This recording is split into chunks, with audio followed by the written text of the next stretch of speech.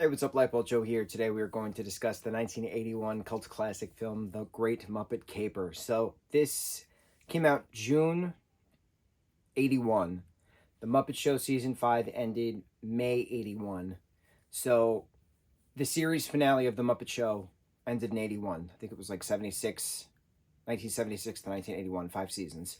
And then the month later, it was this movie. So this was then started the next chapter of the Muppet franchise. Because the 70s was the Muppet Show, the Muppet movie. 81 was the last 2 seasons of the Muppet Show, and then Great Muppet Caper was 81, and then Muppet Take Manhattan was 84, I believe, and then so on and so forth. So this then started the next chapter in regards to movie Muppet franchise. So we're gonna talk all about that. I should have brought Animal. I have an animal stuffed. You should go here. My Muppet figure's over there. I was born and raised a Muppet fan. I will die a Muppet fan. In the afterlife, I'll be a Muppet fan. In my next life, I'll be a Muppet fan. Muppets are just nostalgia and magic and shenanigans and glory and random and comfort. And when you watch this film, I just feel like I'm being hugged by a warm blanket, eating a bowl of mac and cheese. It's just comfort. It's quick. It's an hour, 30-something minutes long. It's just fun. It's shenan to the gins. It's great. It's great. So the Muppet characters, Fozzie Bear and Kermit the Frog, play twin brothers, identical twin reporter brothers, and their friend Gonzo the Great is a fellow reporter. He's the photographer, and he always takes pictures of his girlfriend Camilla the chicken. And so they're in the USA, and then Lady Holiday, who's this big fashion designer, her jewels get stolen on the streets in the city that they're in.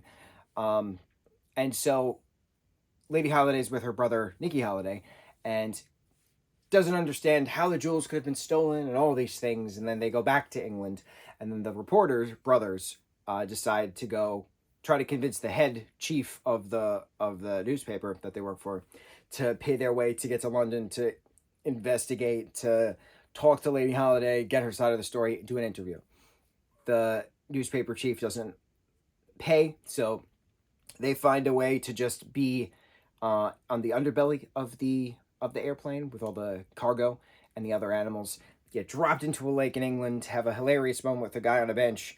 They go to the Happiness Hotel, where they meet the rest of the Muppet gang, who are all hanging out there. Muppet Mayhem Band, the Electric Mayhem Band is there. A lot of other characters are there. And so it's just shenanigans. It's Miss Piggy is hired by Lady Holiday to be a receptionist at the London office, which is everybody's prepping for a fashion show in Paris. And so Kermit mistakes Miss Piggy as Lady Holiday, so it's the two of them romancing through the film.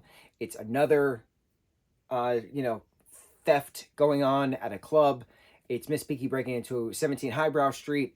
It's shenanigans. It's just one thing after another, and it's just so funny. And the jokes are, innuendo jokes that you don't notice as a kid, and then you notice as an adult. And it's the Muppet Show itself started. The pilot episode was called "Sex, Drugs, and Rock and Roll" or something like that, which never aired. They had to do a different pilot episode, but the Muppets were supposed to be adult kind of like characters, and it got toned down a bit. But then they brought some parts back throughout the Muppet Show, and then like in the movies, there's been some parts here and there, like Animal's obsession with women. It's chauvinistic. We label that now, but that was just always his character. He was very obsessed with women. He always had to be near a woman, things of that nature. An incredible drummer that he was, and he's just an animal. He'd take us by the chain and yank him away from people, and things. It's just he's animal. He's hysterical in his rambunctious self, and he's reprimanded throughout various interactions, which is important. You can't do certain things. You can't say certain things. It's a great, fast spy kind of espionage film. What happens when you break into this? What happens when Beaker puts his screwdriver into that and his lights explode? His eyeball lights explode. Things, right? It's funny. It's hilarious. It's quippy. It's not that sarcastic, but it's quippy. That's the best way for it. There's a lot of quips. Getting the reveal at the end, Piggy becoming a runway model. It's just nonstop fun. What's really cool about this, aside from the fact that it is a musical, the music is very catchy, is that the Muppets break the fourth wall constantly throughout this film. They talk to the audience as the audience. They know that they're making a movie, and they are telling the audience, we're making a movie. And then they go right back to the scene, and then they'll break the scene and talk to the audience again and go back to the scene. But it just works because it's them. What's fun about the Muppets, and we're doing a Muppet marathon, by the way, hence the start of this. I wanted to prep for the Mayhem TV show on Disney Plus that's airing soon. The Muppets are puppets, right? The word Muppet comes from marionette and puppet. It's a combo. So you have the hand as the talky part, and then you're using strings and wires and stuff to move the arms and things as a marionette. So it's a marionette puppet. It's a Muppet. That's where the word comes from.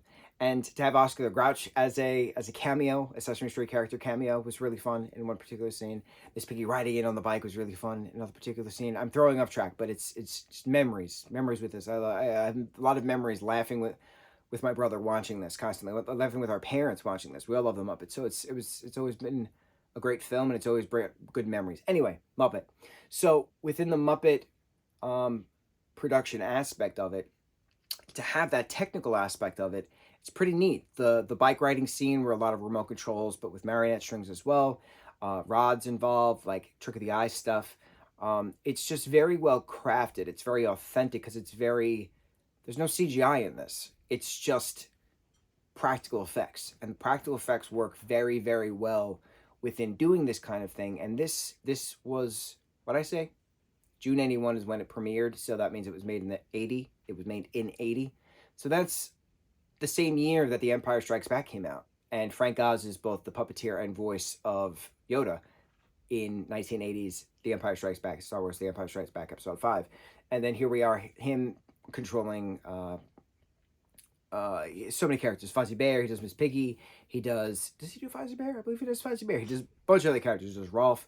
It's great watching talented people be celebrated, and it hurts the soul that the Muppets were gone for so long, from within the 2000s basically.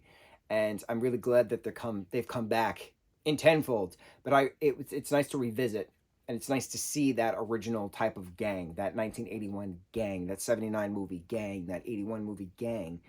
The Muppet gang is just random. The ensemble is random, and each character has their own personality, and it works so well together. It's rare, it's unique, and here we are 40 something years later, and I'm still praising it. Granted, I'm not that old. I was not alive when the movie came out. My parents were alive when the movie came out, but the film itself came out 42 years ago. So here we are celebrating the 1981 glorious cult classic film, The Great Muppet Caper. On to the next review. Mucho mahalo.